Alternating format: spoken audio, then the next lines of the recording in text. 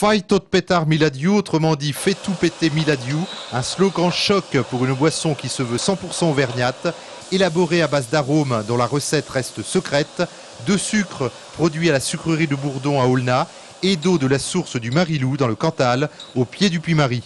C'est important d'avoir des produits auvergnats, c'est-à-dire la matière première et le lieu de production pour avoir un produit d'Auvergne, parce que son nom c'est Auvergnat Cola, donc il faut bien qu'il soit fait en Auvergne.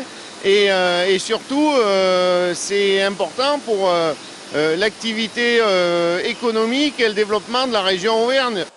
Des produits de base qui sont mélangés grâce à cette machine. L'eau tombe en pluie dans ce qu'on appelle un saturateur. Donc le saturateur sert à mélanger l'eau et le CO2. Donc à la sortie, on a de l'eau gazeuse. Et par l'intermédiaire d'un prémix, on mélange le sucre.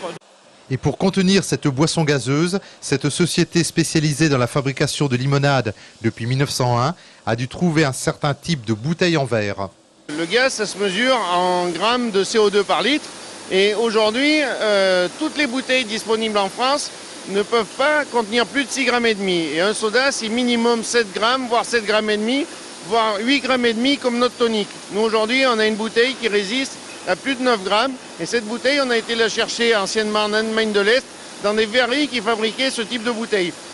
En 2010, 150 000 bouteilles de 33 centilitres ont été vendues, un chiffre qui devrait doubler en 2011. La société espère que les Auvergnats s'identifieront à cette boisson régionale au même titre que les Bretons. Grâce à leur marque Bryce Cola, ils ont conquis 10% des ventes de cola dans leur région. Pour l'Auvergnat Cola, le chiffre de 20% est envisagé pour la fin de l'année, avant la conquête du marché parisien, grâce à l'aide des 3000 brasseries tenues par des Auvergnats.